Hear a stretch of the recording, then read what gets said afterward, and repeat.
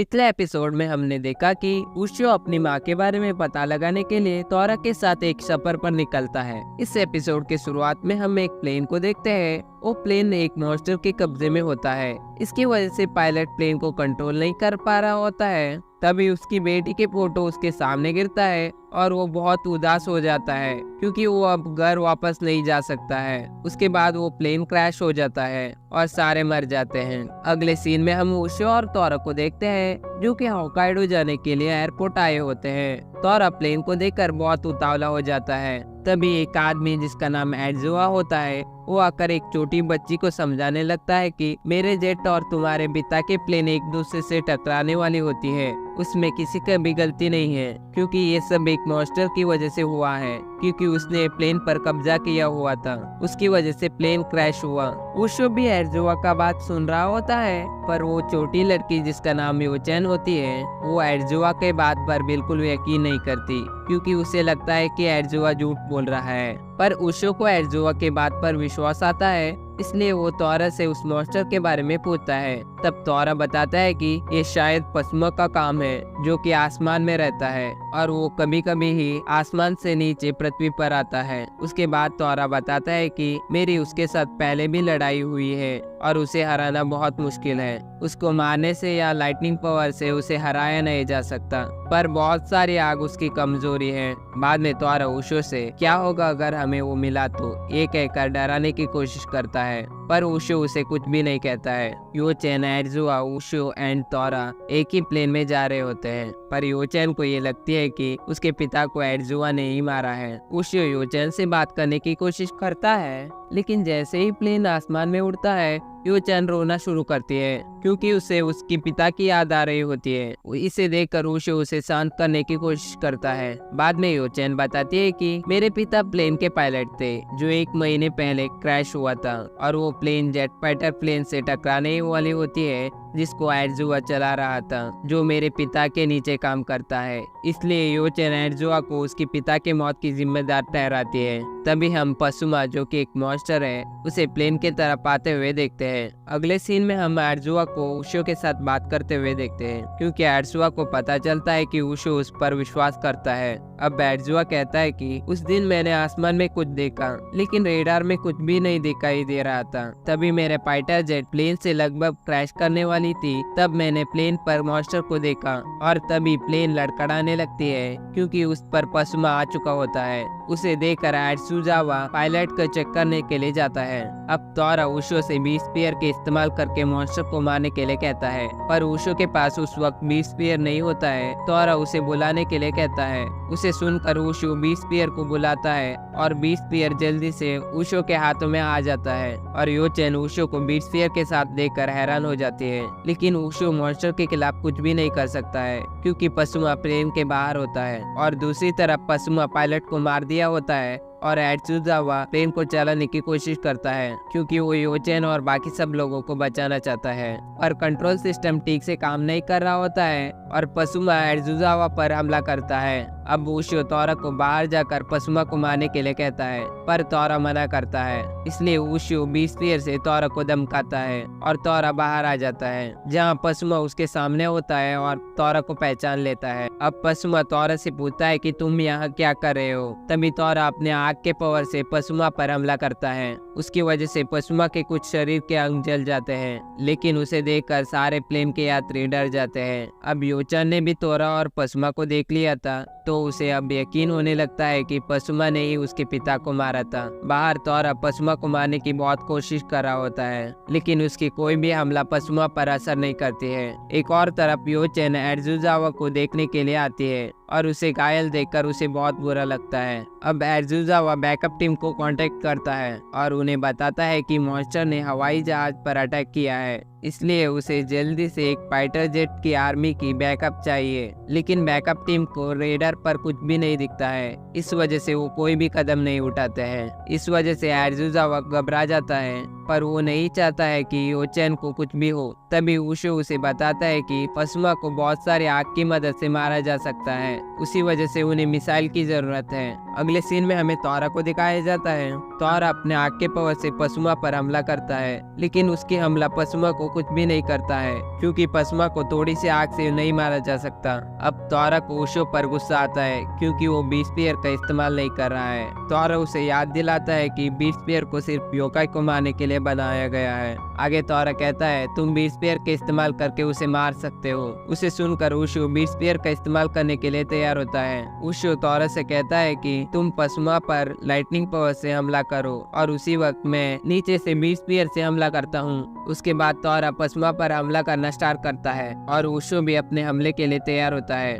अब योचेन भी मॉन्स्टर से अपने पिता का मौत का बदला लेना चाहती है, इसलिए वो भी पसुमा को मारना चाहती है। उसे देखकर उशो योचेन को भी अपने साथ ले जाता है। अब तोरा अपने लाइटनिंग पावर से पसुमा पर हमला करने लगता है और उशो भी बीट स्पीयर से हमला करता है। उसकी वजह से पसुमा घायल हो जाता है। अब बैकअप टीम को भी रेडार पर कुछ अजीब दिखाई देता है। हमले के बाद भी पसुमा जिंदा होता है और वो तोरा पर अटैक करता है और दूसरी तरफ एयरफोर्स मदद के लिए निकल चुकी होती है और वो एडजुजावा को कांटेक्ट करती है। एडजुजावा उन्हें पसुमा के बारे में बताता है जो कि सिर्फ बहुत सारे आग से ही मर सकता है। तो एडजुजावा एयरफोर्स को मिसाइल से हमला करने के लिए कहता है, पर उस वक्त एयरफोर्स मिसाइल से अटैक करने की हालत में नहीं होती है क्योंकि से बाकी लोगों को भी चोट लग सकती है। अब उशो तोरा से अपने आप को प्लेन के ऊपर ले जाने के लिए कहता है क्योंकि वो बीट स्पीयर की मदद से पसुमा को प्लेन से अलग करना चाहता है। ऐसा करने के लिए योचेन और एडजुजावा उशो को मना करते हैं, लेकिन उनके पास भी कोई रास्ता नहीं होता है। तो उशो प्लेन के ऊपर तोरा के साथ आ जाता है। उशो और तोरा पसुमा पर अटैक करने के लिए जाते हैं, लेकिन पसुमा उन दोनों को आसानी से पकड़ लेता है। उशो किसी तरह से पसुमा के दोनों हाथ काट देता है और तोरा पसुमा के दोनों पैर जला देता है। इस वजह से पसुमा प्लेन से अलग हो जाता है। तभी एयरफोर्स पसुमा पर मिसाइल से हमला करती है। अब पसुमा आग में जलने लगता है, लेकिन वो कहता है बीट स्पीयर आजाद हो चुका है और इसका मतलब है हकुमान आने वाला है और मेरा लक बहुत अच्छा है क्योंकि मुझे हकुमान से नहीं मिलना पड़ेगा। उसके बाद पसुमा डिस्ट्रॉय हो जाता है और उशो और तोरा सुरक्षित तो होते हैं, इसलिए योचेन खुश हो जाती है। लेकिन लैंडिंग गियर काम नहीं कर रहा होता है, तो इस वजह से उशो को भी डर लगने लगता है। उसे देखकर तोरा हंसने लगता है। तब उशो कहता है कि तुम भी अब कुछ भी नहीं कर सकते क्योंकि तुम इस प्लेन को उठा नहीं सकते। इसे सुनकर तोरा को गुस्सा आता है और वो प्लेन को उठाने के लिए तैयार होता है क्योंकि वो अपने आप को साबित करना चाहता है। उसके बाद प्लेन लैंड करता है और तोरा अपने शक्ति से प्लेन को क्रैश होने से बचा लेता है। अब यूचान को अपने पिता के मरने का कारण पता चलता है तो आत्सुआ से वो माफी मांगती है। उसके बाद उशो तोरा के साथ वहाँ से चला जाता है और यूचान कहते हैं कि हम दोबारा मिलेंगे। अगले सीन में हम एक मॉन्स्टर को देखते हैं जिसने बहुत से लोगों को मारा होता है। उसे देखकर उसके भाई बहन उसे रोकने के लिए आते हैं, पर इंसानों ने जुरुरू का घर उनसे छीन लिया होता है। इस वजह से वो इंसानों से नफरत करता है और गुस्से में इंसानों को मार देता है। अब उसकी भाई बहन उसे रोकना चाहते हैं क्योंकि ये इंसानों के लिए और उनके लिए भी खतरनाक हो सकता है, पर जुरुरू को वही रोक सकता है जो बीट स्पीयर को चलाता है। अगले सीन में हम उशो को देखते हैं। उशो अपने पिता के दिए हुए पैसे को खो चुका होता है, इसलिए वो बहुत गुस्से में होता है। पर दो लोग उशो और तोरा को पीछा कर रहे होते हैं और अचानक कुछ चीज एक लड़की पर हमला करता है। उशो सोचता है कि वो एक छोटा सा बवंडर है। तोरा उसे बताता है कि ये असल में कामाटाची है। तभी वो उशो पर हमला करने आते हैं। उसे देखकर उशो बीट स्पीयर से हमला करता है। जब उशो मॉन्स्टर को मारने जाता है तब एक औरत उसे रोकती है और उसकी बात को सुनने के लिए कहती है। तब तोरा उशो से कहता है कि वो लोग तुम्हारी टेस्ट ले रहे थे, ये देखने के लिए कि तुम बीट स्पीयर को चला सकते हो या नहीं। उसके बाद वो उशो और तोरा को डीप माउंटेन पर ले जाते हैं जहाँ वो रहते थे और वो अब बताता है कि वो असल में एक एंशिएंट योकाई है और लोग उन्हें कामाटाची बुलाते हैं।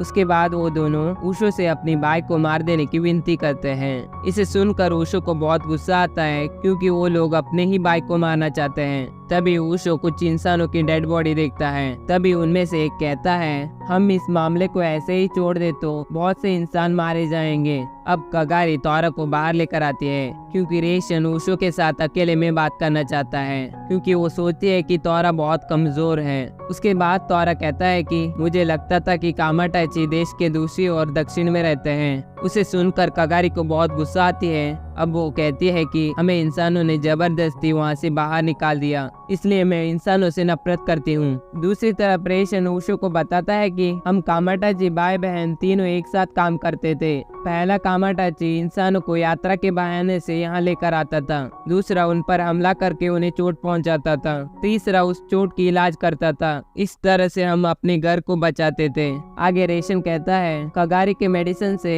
गांव जल्दी भर जाते हैं, इसलिए इंसानों को कुछ नहीं होता। पर हमारे यहाँ एक नियम है, हम इंसानों को किसी भी कारण से नहीं मार सकते। अगर ये हुआ तो इंसान हमें खत्म कर देंगे। लेकिन जुरुरू ने इस नियम को तोड़ा है, इस वजह से पूरा कामाटाची खतरे में पड़ सकते हैं। इसे होने से रोकने के लिए हमें जुरुरू का जान लेना ही होगा। उसके बाद रीशन उशो को बीच बियर की मदद से जुरुरू को मारने के लिए कहता है। अगले सीन में हम तोरा और कगारी को देखते हैं। तोरा कगारी से उसकी बाई के बारे में पूछता है। उसके जवाब में कगारी कहती है कि तुम इस बारे में कुछ नहीं कर सकते क्योंकि तुम बीफ फियर से डरते हो। तोरा को इस वजह से गुस्सा आता है और कगारी भी अपनी ब्लेड बाहर निकालती है, पर तभी तोरा को कुछ अजीब सा एहसास होता है, इसलिए वो कगारी को रुकने के लिए कहता है। लेकिन कगारी गुस्से में तोरा का हाथ काट देती है। उसके बाद अचानक वहाँ जुरुरू आ जाता है और रेशन से कहता है कि मैं सारे लोगों को मार दूंगा। तब रेशन उसे नियम के बारे में याद दिलाता है, लेकिन जुरुरू कहता है कि मैं नियम का परवाह नहीं करता हूँ क्योंकि हमें अपना घर इंसानों की वजह से छोड़ना पड़ा। उसके बाद जुरुरू अपनी इंसानी बेस को उतार कर अपने असली रूप में आ जाता है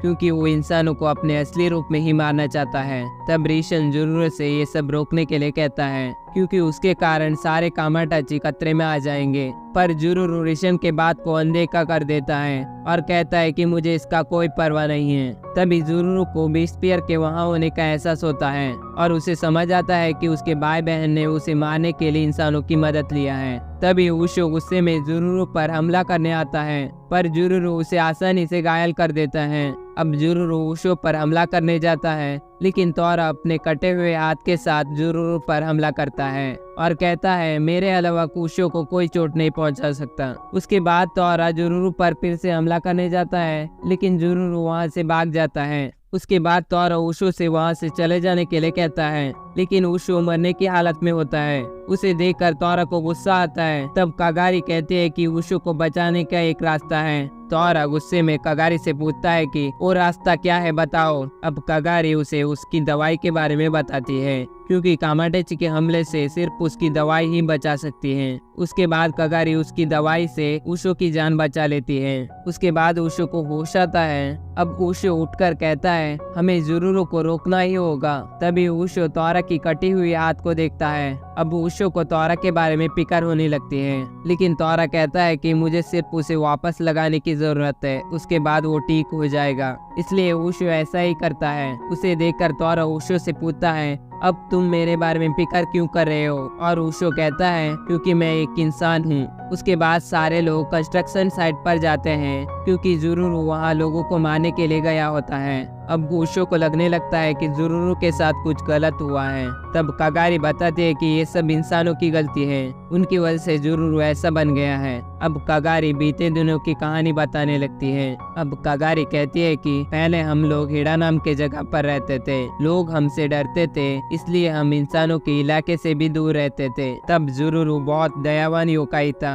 जो इंसानों की छोटी उंगली काटने के लिए भी डरता था। पर जुरुरू अपने घर को बहुत पसंद करता था और वही रहना चाहता था। लेकिन बाद में इंसानों ने कंस्ट्रक्शन करना शुरू किया, इस वजह से हमें वहाँ से जाना पड़ा। लेकिन हम जहाँ भी जाते थे हमारे साथ यही हुआ, इसलिए जुरुरू इंसानों से नफरत करने लगा। उसके बाद कगारी कहती है कि मुझे शायद मेरी बाई को मारना पड़े, लेकिन मेरे दिल में हमेशा वो जिंदा रहेगा। उसके बाद चारों लोग कंस्ट्रक्शन साइट पर जाते हैं जहाँ जुरुरू भी होता है। वहाँ कगारी जुरुरू से बात करने की कोशिश करता है, लेकिन जुरुरू उशो को गुस्से में मारने आता है। उसे देखकर कगारी और रिशन उसे रोकने की कोशिश करते हैं। कगारी जुरुरू से कहती है कि अब इंसानों को मारने से कोई फायदा नहीं है, हम लोग कहीं और जाकर रह सकते हैं। उसे सुनकर जुरुरू गुस्से में कहता है कि बाद में हमें इंसान फिर से वहाँ से बाहर निकाल देंगे। उसके बाद उशो जुरुरू पर बीस्पियर से हमला करता है। इस बार जुरुरू अपने आप को हमले से बचा लेता है और पहाड़ को काट कर उन पर गिरा देता है। तब उशो और तोरा पहाड़ को पकड़ लेते हैं, लेकिन कगारी और रिशन ट्रक के नीचे फंस जाते हैं। अब ट्रक से गैसोलीन लीक होने लगता है।